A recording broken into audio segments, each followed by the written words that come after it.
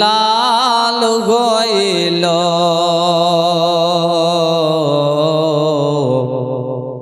যেন রক্তেরি নীলাকাশ আজ লাল হইল যেন রক্তেরি মোহাম্মদ বলুন সুবহানাল্লাহ। 150 খানা চিঠি দিয়া গো ফাটাকে ধোঁকা দিয়া 150 খানা চিঠি দিয়া গো ফাটাকে ধোঁকা দিয়া ওই আবার তারাই শেষে করলো শহীদ ওই আবার তারাই শেষে করলো শহীদ এ হলো কুফির চরণ নীলাকাশ আজ লাল হইল যেন রক্তেরি বরণ। জোরসে বলুন না, আরো জোরসে বলুন সুবহানাল্লাহ। 150 খানা চিঠি দিয়া গো ফাটাকে ধোঁকা দিয়া ওই আবার তারাই শেষে করলো শহীদ এ হলো এজিদের ওই বদ কারণ নীলাকাশ আজ লাল হইল যেন রক্তেরি বরণ। কারবালার আমরর পারে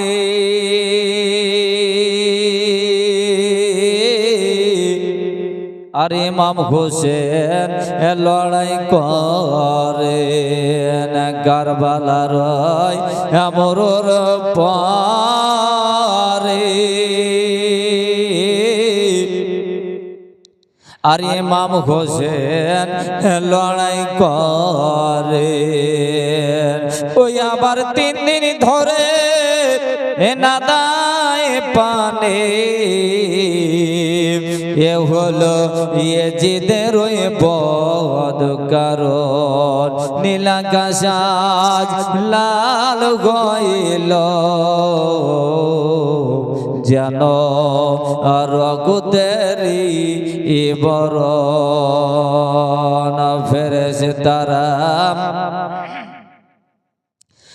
ফেরেশতারা আসিয়া বলে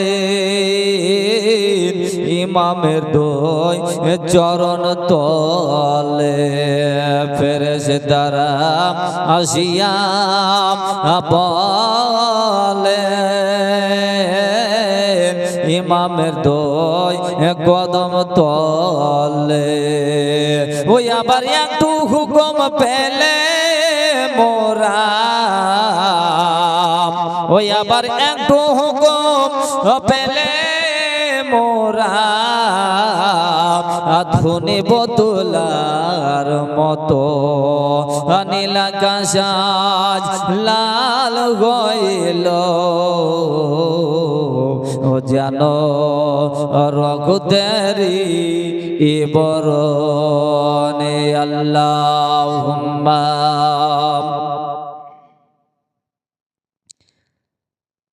মাওলানা মুহাম্মদ ওয়ালা আলে সাইয়্যিদিনা মাওলানা মুহাম্মদ সাল্লাল্লাহু তাআলা আলাইহি ওয়াসাল্লাম। আব্বাজি আমার শোনা মানে তাই বলতেছিলাম ইসলামের জন্য, ইসলামকে টিকিয়ে রাখার জন্য, ইসলামের খাতিরে এমনকি আপনার ছোট্ট বাচ্চাকে পর্যন্ত ছাড়ে নাই। ওই এজিদের দলেরা, বেঈমানের দলেরা, বেদিন মুশরিকের দলেরা, তারাও কিন্তু বলেছিল যে আমরাও হলাম মুসলমান। জি হ্যাঁ, মুসলমানের মধ্যে কিন্তু ভাগ আছে। মুসলমানের মধ্যে দুইটা ভাগ, একটা হলো এজিদি মুসলমান আর আরেকটা হলো হুসাইনি মুসলমান। আব্বাজি আমার শোনা মানে নবী আমার বলতেছেন, যারা আমার ইমাম হুসাইনকে মোহাব্বত করে, যারা ইমাম হুসাইনকে আপনার ভালোবাসে, আমার আকা মাওলা বিশ্ব নবী রাহমাতুল লিল আলামিন বলেন যে তারাই আমাকে কিন্তু ভালোবাসে। চিৎকার দিয়ে বলুন সুবহানাল্লাহ। আব্বাজি আমার শোনা মানে তাই যেন বলতেছিলাম, ছোট্ট বাচ্চা পানির জন্য যেন কাতর হয়ে গেছে। এমন তো অবস্থায় হযরতে আলী আসগার যেন ওনার মায়ের কোলে আঁচল দিয়ে ঢেকে নিয়ে মা সারা বানু চিন্তায় চিন্তিত। ছেলের যে কলেজা শুকিয়ে গেছে, ছেলের যেন মুখ শুকিয়ে গেছে, জিহ্বা শুকিয়ে গেছে, চোখ যেন চোখ দুটোকেই আপনার যেন বুঝে নিয়েছে। ছেলে যেন আর কথা আর বলে না। মা জননী যেন সারা বানো নিজের সন্তানকে জড়িয়ে বুকে ধরে নিয়ে আল্লাহ পাকের কাছে কাঁদতেছে, আয় আল্লাহ গো, আজকে আমাদের জন্য ওই এজিদের দলেরা ফোরাত নদীর পানিকে বন্ধ করে দিয়েছে। আল্লাহ, আজকে ইসলামের খাতিরে, ইসলামের জন্য যদি আজকে আমাদেরকে কোরবান হয়ে যেতে হয়, তবু আল্লাহ আমরা রাজি আছি, কিন্তু আমরা কিন্তু ঈমান দিতে রাজি নয়। বলুন সুবহানাল্লাহ। বাবাজি আমার শোনা মানে এখনো অবস্থায় নবী মুস্তাফার নওয়াসা, নবী মুস্তাফার যেন নয়নের দ্বারা আমার মা ফাতেমার কলেজার টুকরা হযরত ইমাম হুসাইন রাদিয়াল্লাহু তাআলা আনহু এসে যেন পানিতে আপনার যেন নিজের বিবির কাছে এসে বাবা পৌঁছা। এমন তো অবস্থায় বিবি যেন বলতেছেন, বলে স্বামী গো, আজকে আপনার সঙ্গে আমি একটু কথা বলতে চাই। ওগো আমার প্রাণের স্বামী,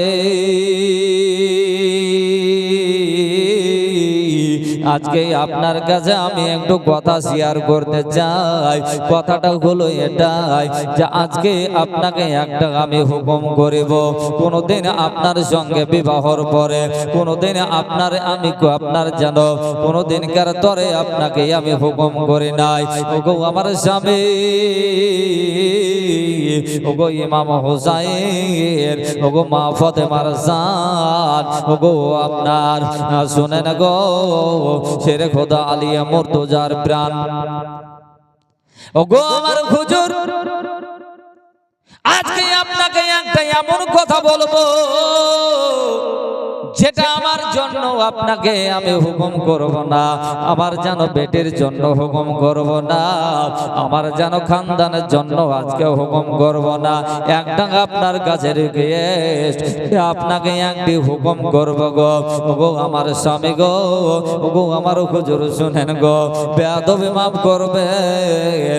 দেখুন আপনার কলেজার টুকরা, আপনার ছোট্ট নওয়াজা, আপনার যেন ছোট্ট সাহাবা, দেখুন যেন আপনার পানের জন্য যেন কাতর হয়ে গেছে, জিহ্বা শুকিয়ে গেছে, কণ্ঠনালী শুকিয়ে গেছে, আমাকে কত আঁচল ধরে মা মা করে ডাকেছে, কিন্তু এখন আর ছেলে যেন মা মা বলে ডাকছে না। হযরত ইমাম হুসাইন রাদিয়াল্লাহু তাআলা আনহু বলতেছেন, বলো বিবি কি বলতেছো? নিজের বিবি সাহাবা বলতেছেন, বলো হুজুর, এমন একটি কথা, আজকে আমাদের জন্য পানিকে বন্ধ করা হয়েছে। ওই জালেমের দলেরা, অন্যায় অত্যাচারী দলেরা, তারা তো আমাদেরকে পানি দেবে না, তবে যদি আমার মনে হয় এ আপনার কলেজার টুকরা ইমাম আলী আসগারকে যদি আপনার দেখে ছোট্ট বাচ্চা, এই বাচ্চাটাকে দেখলে তাদের হয়তো মায়া হবে, তাদের হয়তো দয়া হবে। অতএব হুজুর আপনার বাচ্চাটার জন্য একটু পানি নিয়ে আসুন। জোরসে বলুন সুবহানাল্লাহ। ইমাম হুসাইন নিজের বিবি সাহাবাকে বলতেছেন, বলে বিবি গো দাও দাও দাও আমার বাচ্চাটাকে দাও, আমি আর ঘোড়ার উপর থেকে নিচে আর নামবো না, ঘোড়ার পিঠে থেকে আর নামবো না। বাচ্চার জন্য যেইভাবে হোক না কেন ওই বেদিনদের কাছ থেকে আমি একটু পানির ব্যবস্থা করতে যাব। তবে বিবি গো শোনো শোনো শোনো শোনো, এক কাজ করো, আমার বাচ্চা ইমাম আলী আসগারকে দিয়ে দাও, আমার বেটা আলী আসগারকে আমাকে দাও। হযরতে ইমাম আলী আসগারকে দিয়ে দেওয়া হলো। একটা পা কাঁধে দিকে ইমাম আলী আসগারকে নিলেন আর বিবিকে বলতেছেন, বিবি গো শোনো শোনো শোনো, আমি যদি ওই ফুরাত নদীর তীরে যাই, আমি যদি ওই ফুরাতের নদী ধারে যদি পৌঁছে যাই, আজকে ওই ফুরাত নদীর তীরে গিয়ে আমার ঘোড়াকে পানি পান করাবো, আর আমি যেন বাড়ির জন্য তোমাদের জন্য যেন একটু পানি আনতে পারি, যার জন্য দাও তোমার ওই ঘর থেকে চামড়ার মেশুকখানা আমাকে তুলে দাও। চামড়ার মেশুকটা থৈলিটা দাও। যদি ওই ফুরাত নদীর তীরে গিয়ে পৌঁছাই, ওই তীরে গিয়ে নদীর পানি আসার সময়, আসার পথে, ফেরার পথে আমি এক মাসুক পানি নিয়ে আসবো। বললেন সুবহানাল্লাহ। আজকে বন্ধু দেখুন, আজকে আমাদের তো পানির কোনো অভাব নেই, আজকে আল্লাহর রহমতে আমাদের তো কোনো রকমের অসুবিধা নেই। ঘরে দেখুন আজকে যদি আপনার 4টি বেটা থাকে, 4 বেটার ঘরে আপন আপন আপনার দেখা যাচ্ছে আপন আপন সব পানির ব্যবস্থা টিউবওয়েল কল করে নিচ্ছে। কিন্তু সেই সময় একটু পানির জন্য কতটা আপনার কষ্ট করতে হয়েছে। এ বাবা পানির জন্য কত না হাহাকার হয়ে গেছে। এমন তো অবস্থায় বেরাদার, ওগো আমার শুননি তরুণ যুবক ভাইরা শুনে যান মা গো, ওগো আমার মা খালারা রাতের বেলা দেখুন একটু শুনে যান, এত কষ্টর ঘটনা, এত যেন কষ্টর জীবনে যে একটু পানির জন্য ছোট্ট বাচ্চাটা যেন কাতর হয়ে গেছে, ছোট্ট বাচ্চাটার জিভা শুকিয়ে গেছে, কলেজা শুকিয়ে গেছে। এমন তো অবস্থায় যেন আপনার ও ইমাম হুসাইন দুলদুলকে আপনার ছাড়ার আগে নিজের বিবি সাহাবাকে বলতেছেন, বিবি গো একটা কাজ করো, একটা কাম করো, আমাকে ওই আমার হাতে একখানা ঢাল ধরিয়ে দাও, কেননা আমাদের তো শত্রুর পৃথিবীতে অভাব নেই। আমাদের ডান দিকে গেল শত্রু, বাম দিকে গেল শত্রু, আমি যদি আগে যাই তবু আমাদের দুশমনের অভাব নেই, পিছন দিকে যদি যাই পিছন দিকেও কিন্তু শত্রু দুশমনের অভাব নাই। অতএব বিবি গো কেউ যদি আপনার সামনে দিক থেকে একটা যদি কেউ তীর নিক্ষেপ করে দেয়, তীর ছেড়ে দেয়, কমসে কম ওই তীরখানাকে রোকার জন্য আমি যদি হাত দিয়ে রুখতে যাই, তাহলে হয়তো আমার হাতটা আপনার ফুটো হয়ে যাবে, হাতটা আমার কাম হয়ে যাবে গো। ওগো বিবি সাহাবা শোনো শোনো, আমি যদি বুক দিয়ে রুখতে যাই বুকটা আমার ঝাঁঝরা হয়ে যাবে, আমি যদি পিঠ দিয়ে রুখতে যাই পিঠটা আমার ফুটো হয়ে যাবে। অতএব বিবি গো কমসে কম ওই দুশমনদের হাতের অস্ত্রের আঘাত থেকে বাঁচার জন্য আমাকে ঢালখানা ধরিয়ে দাও। এ আব্বাজি আমার সোনা মানিক নিজের বিবি সাহাবা ঘর থেকে আপনার ঢালখানা ধরিয়ে যেমন দাও বাবা, দুলদুলকে বলো বলো ওরে দুলদুল, ওরে ঘোড়া রে চলো যাই, এবার চলো যাই ওই ফুরাত নদীর তীর আপনার কোথায় রয়েছে, ওই ফুরাত নদীর তীরে আমি ইমাম হুসাইন কথা দিলাম, ওই তীরে আজকে যেইভাবে হোক না কেন যাব, ওই ফুরাত নদীর তীরে যেইভাবে হোক না কেন আমি ইমাম হুসাইনকে আপনার ছেলের জন্য পৌঁছাবো। বলে যেন যেমন ঘোড়াকে বলে দেওয়া হলো, বাবা ও আপনার ঘোড়া যেন দুলদুল ঘোড়া আপনার আপন মনে এমন গতিবেগে দৌড়তে শুরু করলো। দৌড়তে দৌড়তে দৌড়তে দৌড়তে দৌড়তে দৌড়তে যেতে যেতে যেতে যেতে অনেকটা রাস্তা অতিক্রম করার পরে, অনেকটা রাস্তা যাওয়ার পরে বাবা যেন আপনার সম্মুখে একটা বিশাল দলের মধ্যে গিয়ে পৌঁছালো। ওই যেন মুনাফিকের দলেরা তারা আপনার জায়গা জায়গা যেন তারা ডিউটি করতেছে, তারা যেন ঘিরাও করে বসে রয়েছে। প্রথম নাম্বারে একটা দলের কাছে গিয়ে পৌঁছানোর পরে ইমাম হুসাইনকে তারা যেন লক্ষ্য করলো। ইমাম হুসাইন বলে, ওগো শোন রে শোন, হিজদের লোকেরা, আজকে তোমাদের সঙ্গে আমি ইমাম হুসাইন যেন মোকাবেলা করতে আসি নাই। আজকে তোমাদের সঙ্গে আমি ইমাম হুসাইন যুদ্ধ করতে আসি নাই। তোমাদের কাছে আজকে আমি ইমাম হুসাইন আমার যেন নানার খাতিরে এসেছি। তবে আমার যেন কথা শোনো গো, আজকে তোমাদের সঙ্গে কোনো লড়াই করব না। একটা কথা শোনো, দয়া করে একটি আমার কথা শোনো, তোমরা একটু শোনার জন্য চেষ্টা করো গো, যে আজকে আমি ইমাম হুসাইন তোমাদের সঙ্গে যেন লড়াই করব না। তবে কেন এসেছো? আমার ইমাম হুসাইন বলতেছে, উনি আপনার বলছেন যে আজকে তোমাদের সঙ্গে এর জন্য আমি তোমাদের কাছে এসেছি যে আমার নিজের জন্য আসি নয়, আমার বিবির জন্য আসি নয়, আমার বেটির জন্য আমি আসি নয়, আমার অন্য কোনো সন্তানের জন্য আসি নয়। যদি এসেছি দেখো, তোমাদের দেখলে হয়তো জানে মায়া হয়ে যাবে, তোমাদের দিলে রহম হয়ে যাবে, কিন্তু বেরাদার তাদের তো জানে কিন্তু মায়া নেই, তাদের জানে কিন্তু রহম নেই। আজ যদি মায়া থাকতো, দয়া থাকতো, তাহলে ফুরাত নদীকে ওরা ঘেরাও করতো না। কেননা ইমাম বংশের মধ্যে, নবী বংশের ভিতরে কত নাবালক দুধের কচি কচি বাচ্চা রয়েছে, হ্যাঁ, কিন্তু তাদের জানে রহম হতো যে কমসে কম ফুরাত নদীটা ঘেরা যাবে না। আসলেই তো বাবা তাদের জানে রহম নেই, দিলে একটু মায়া নাই। বলেন সুবহানাল্লাহ। যে মদিনা ওয়ালা আপনার ওই নবী মুস্তাফার খানদানকে শেষ করার জন্য তারাই তো এইভাবে যুক্তি করে তারা বসেছে ওই মদিনাওয়ালা নবীর যেন আপনার আত্মীয় স্বজনকে, এমনকি আপনার ওনার নওয়াসা ইমাম হাসান ও ইমাম হুসাইনকে একের পর এক শহীদ করার জন্য তো তারা ছলে বলে কলে কৌশলে যুক্তি পরামর্শ করে তো এই ধরনের কাজ তারা করছে। বলুন সুবহানাল্লাহ। কিন্তু আমরা সেই নবীকে মোহাব্বত করি, আমাদের অনেকেরই ইচ্ছা জাগে যে ওই নবী মুস্তাফার রওজা আমরা একটি বারের জন্য হলো আমরা জিয়ারত করব, চাই না ভাই? ও ভাই, দাদা, ও বাবাজি, অনেকেরই আমাদের ইচ্ছা হয়, কিন্তু আমরা ওই মদিনাওয়ালা নবীর রওজা জিয়ারত করার মতো আমাদের হয়তো ক্ষমতা হয় না, আমাদের হয়তো আপনার অর্থ হয় না, যার কারণে আমরা হয়তো যেতে পারি না। চিৎকার দিয়ে বলুন ঠিক কিনা? জিয়ারতে ওই মদিনা আজ স্বপ্নে আমি দেখি সোনার মদিনা, আমার নবীর দেশে চলো না,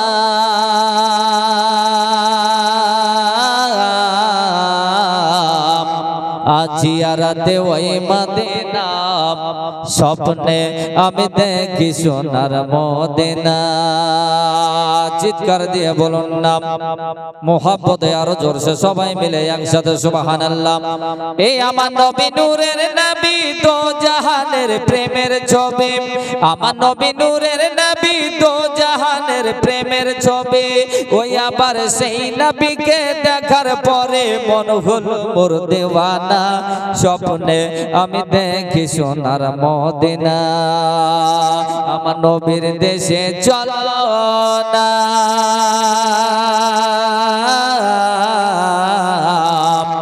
জিয়ারতে ওই মদিনা স্বপ্নে আমি দেখি সোনার মদিনা। জোরসে বলুন সুবহানাল্লাহ, সবাই মিলে বলুন সুবহানাল্লাহ। আজ জিয়ারতে ওই মদিনা আজ স্বপ্নে আমি দেখি সোনার মদিনা, টাকা কড়ি নেই যে আমার মন জেগেছে মদিনা যাওয়ার, ঠিক কিনা? টাকা কড়ি নেই যে আমার মন জেগেছে মদিনা যাওয়ার, ও কত হাজিরা সব তপ করে আমার যাওয়া হলো না। স্বপ্নে আমি দেখি সোনার মদিনা। সুবহানাল্লাহ, জোরসে সবাই মিলে বলুন, মুহাব্বত বলুন সুবহানাল্লাহ। আজিয়ারাতে ওই মদিনা, স্বপ্নে আমি দেখি সোনার মদিনা। আপনাদেরকে ঘুম আসছে নাকি? মুহাব্বতে তাহলে বলুন সুবহানাল্লাহ। আমার নবীর দেশে চলো না,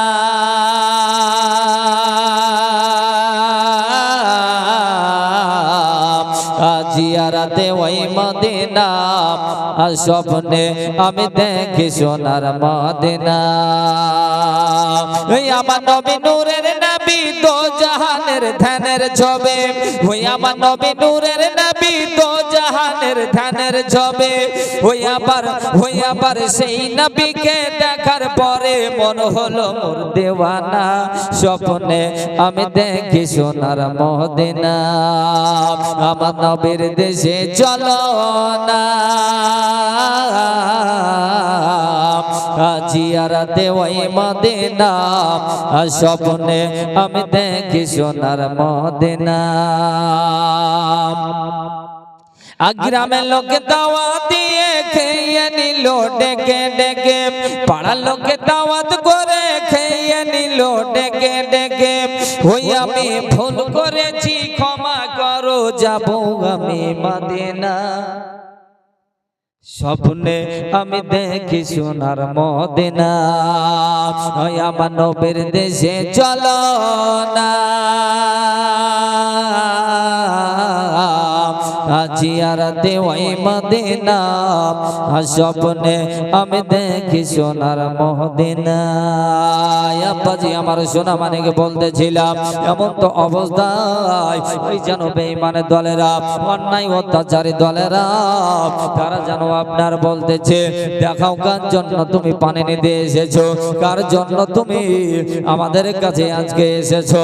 এমন অবস্থায় আমার জানো আপনার করলেন কি, নবী মুস্তাফার নওয়াব হযরত ইমাম হুসাইন রাদিয়াল্লাহু তাআলা আনহু যেন আপনার নিজের সন্তান ইমাম আলী আসগরকে দেখিয়েছেন। ইমাম আলী আসগরকে দেখানোর পরে তবু কিন্তু তারা আমার ইমাম আলী আসগরের ছোট্ট বাচ্চা, দুধের বাচ্চা, ওই কচি শিশু সন্তানটাকে দেখার পর যেন তাদের মন যেন তাদের কিছুতেই যেন মন পাল্টালো না, কিছুতেই মন যেন পরিবর্তন হলো না, ওদের যেন মনের কোনো ব্যাঘাত ঘটলো না। তারা একটাই কথা বলে উঠলো, বলে তোমাদের বংশের জন্য আমরা যে পানিকে বড় কষ্ট করে ঘেরাও করে রেখেছি,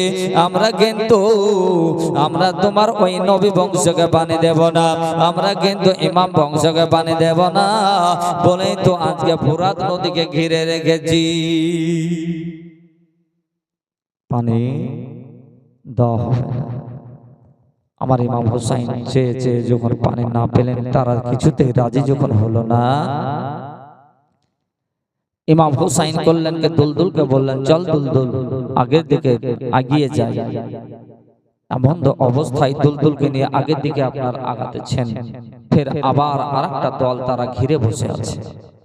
সেটার কাছে গিয়েও আবার কিন্তু কাকতে মিনতি করার পরে বলা হলো, বলো গো এজিদের লোকেরা শোনো, আমি কিন্তু আজকে তোমাদের সঙ্গে লড়াই করতে আসি নয়, আমি তোমাদের সঙ্গে মোকাবেলা করব না, আজকে তোমাদের সঙ্গে আমি যুদ্ধ করব না, তবে আজকে আমি এসেছি এর জন্য এসেছি যে আমার ছোট্ট বাচ্চা, দুধের বাচ্চা, আমার যেন কলেজার টুকরা ইমাম আলী আসগরের জন্য একটু পানির জন্য এসেছি, যে আমার ইমাম আলী আসগর একটু পানির জন্য কাতর হয়ে আছে, জিভা শুকিয়ে গেছে, হ্যাঁ মায়ের স্তনে দুধ শুকিয়ে গেছে, আমার সন্তান দুগ্ধ পর্যন্ত পাচ্ছে না, যার জন্য এসেছি তোমরা একটু দয়া করে পানি দাও। বেরাদার, ও ওগো আমার সামনে তরুণ যুবক ভাইয়েরা গো, তারা কিছুতেই যেন রাজি হলো না, বলে না না না তোমাদেরকে পানি দেব না, পানি দেব না। আমার ইমাম হুসাইন দুলদুলকে বলতেছেন, বলে দুলদুল উপরে আমার ঘোড়ারে চল চল, আগের দিকে চল, কেননা এরা কিন্তু পানি দিতে রাজি হবে না। তবে যখন আমি ইমাম হুসাইন ছেলের জন্য পানি নিতে এসেছি, আমি ওই ফুরাত নদের তীরে না গিয়ে, ফুরাত নদের তীরে আমি না পৌঁছে আমিও কিন্তু ইমাম হুসাইন বাড়ি ফিরব না। ইমাম হুসাইনের ঘোড়া এমন ভাবে গতি বেগে দৌড়পাতে দৌড়তে দৌড়তে দৌড়তে গিয়ে যেন বাবা ওই ফুরাত নদের ধারে গিয়ে, ফুরাত নদের তীরে গিয়ে পৌঁছালো। পৌঁছানোর পরে পানি যেন আপনার ফুরাত নদের তীরে, ফুরাত নদের পানি কত যে বহে যায়। এমন তো অবস্থায় ইমাম হুসাইন বলতেছেন ঘোড়াকে, ওরে আমার ঘোড়া, ওরে আমার দুলদুল, তুমি একটু পানি পান করে নাও, কেননা দেখো কত পানি তোমার মুখের তলা দিয়ে কত না পানি বয়ে বয়ে চলে যাইতেছে। অতএব তুমি যদি পানি পান না করো, আমাদেরকে হয়তো আপনার সওয়ারি করে বহন করতে পারবে না। অতএব তুমি পানি পান করে নাও। এবার জানো বোবা জানোয়ার ঘোড়া ইমাম হুসাইন দুলদুল যেন পানি পান করছে না। ইমাম হুসাইন যেন নিজের ছেলেকে বলতেছেন, বেটা গালি আসগা,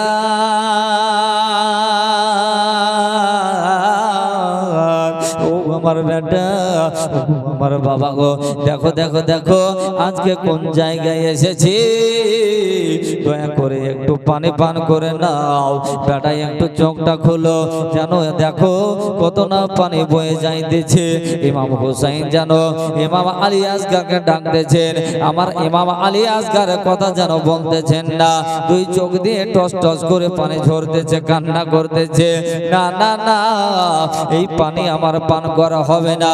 এমন তো অবস্থায় জানো ইমাম হুসাইন রাদিয়াল্লাহু তাআলা আনহু চলতে করে দুই হাতের চল্লো বানিয়ে যেন পানি সমুদ্র থেকে, ওই ফুরাত নদীর তীর থেকে, ফুরাত নদী থেকে পানি যেমন বাবা উঠিয়ে ইমাম আলী আসগারের জবানে যেমন লাগিয়েছেন, ওই জবানের কাছে নিয়ে যেতে যেতে চোলটা খুলে যেন ওই ফুরাত নদীর পানি আবার পানিতে পড়ে যায়, আবার যেন ফুরাত নদী থেকে পানি উঠায় ছেলের মুখে যেমন জবানে লাগাতে যান, আবার কিন্তু ওই চোল খুলে পানি পড়ে যায়।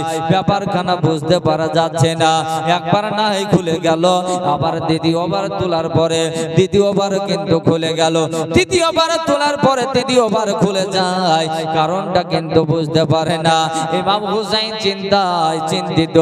ইমাম হুসাইন ভাবছেন, আল্লাহ ওগো আমার সুর ঠাকুর, এর ব্যাপারখানা যে আমি বুঝতে পারি না, কেন যে আপনার আমার চোল খুলে পানি পড়ে যাচ্ছে গো। আল্লাহ আমার জিবরিলকে দিয়ে খবর পৌঁছে দিলেন।